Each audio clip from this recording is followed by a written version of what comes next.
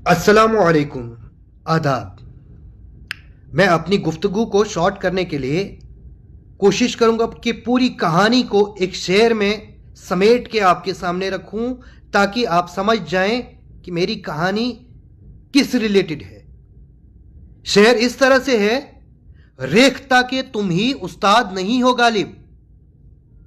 रेख्ता के तुम ही उस्ताद नहीं हो गालिब। सुना है अगले जमाने में कोई मीर भी था। बात दरअसल यह है कि एक साहब हैं, उन्होंने एक लड़के को पकड़ा है कहीं और उसे कहा है कि आपने महराज साहब को सिर्फ वोट दिया है, हमने नोट दिए हैं, मालाएं डाली हैं, हमारे घर में महराज साहब आया है, खाना खाया है, जो हमारी चलेगी आपकी नहीं चलेगी। ओ भाई, किन ख्वाबों में हो, किन ख्यालों में हो। अगर यकीन मानो ये बात महराज साहब को पता चली तो आपकी चमड़ी उधेड़ देंगे, जूते से मारेंगे आपको। आप इस तरह से महराज साहब का नाम बदनाम करेंगे, इस तरह से उनको इस्तेमाल करेंगे, खराब हो जाएंगे आप लोग, जलील हो जाएंगे आप लोग। आप लोगों की जो चाहत है वो चाहत यह है कि आप लोग अपने हिसाब से पंचायतों में सरपंच खड़पंच खड़े करें, और ऐसे खड़पंच खड़े करें जो अनपढ़ हो। यम कनो जड़ उछो कन जबान लटैसन यम तो इनिश येन दबन सर, ये जो जरा दरखास्त लिखी डीसी साहबस क्यों, ये लेटर पढ़ना, इस पे क्या लिखा है, और आप उनका सही इस्तेमाल करेंगे। सही इस्तेमाल यानी कि अपने जाती मुफाद के लिए इस्तेमाल करेंगे। आप उनको वही रास्ता दिखाएंगे जहां से आपके बेनिफिट होंगे। ये गेम हम समझते हैं, आपके जज्बात को हम समझते हैं,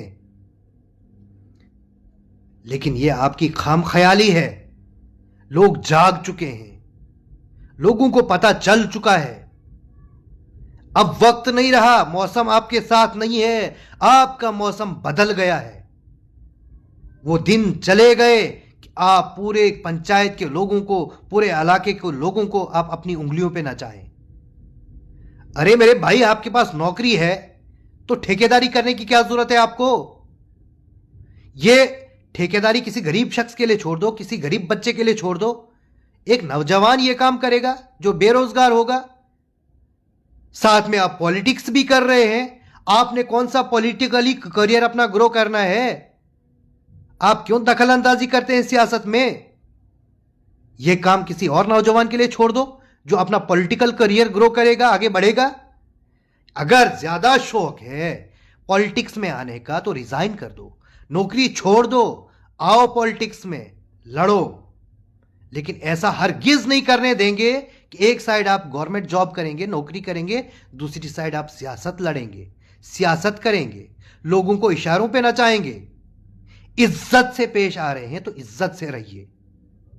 ना बचेगी नौकरी, ना रहेगी ठेकेदारी, और ना सियासत में जगह देंगे। याद रखना, इज्जत से रहो, इज्जत से रहेंगे। और अगर इस तरह से लोगों के साथ ट्रीट करोगे, लोगों के साथ इस तरह से बदतमीजियां करोगे, लोगों को हड़काओगे, लोगों को धमकाओगे, इस तरह से लोगों को बताओगे कि तुमने महराज साहब को वोट दिए हैं और हमने नोट दिए हैं, तो क्या महराज साहब बिक गए तुम्हारे साथ? तुम्हारे हो गए तुम्हारे नोट लेके?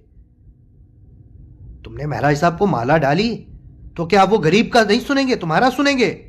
इसका क्या मतलब है कि तुम लोगों का खून चूसते रहोगे, हड़काते रहोगे, लोगों को धमकाते रहोगे, लोगों को बताओगे कि अब मैं महराज साहब का आदमी हूं? पहले महराज साहब कह चुके हैं कि मुझे इस तरह के लोग अपने चैन में नहीं चाहिए।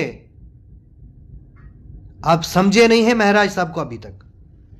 ये बात जिस वक्त महराज साहब तक जाएगी, याद रखना, याद रखना, चमड़ी उधेड़ देंगे आपकी, और आपके जो आगे चेले चपाटे हैं उनकी भी चमड़ी उधेड़ देंगे। चुप हैं तो यह ना समझो कि मुंह में जुबान नहीं है। किसी की शराफत का नाजायज फायदा मत उठाओ। लोगों के सामने जो आपका ये चेहरा है ना, ये आ चुका है, लोग समझ चुके हैं आपके चेहरे को।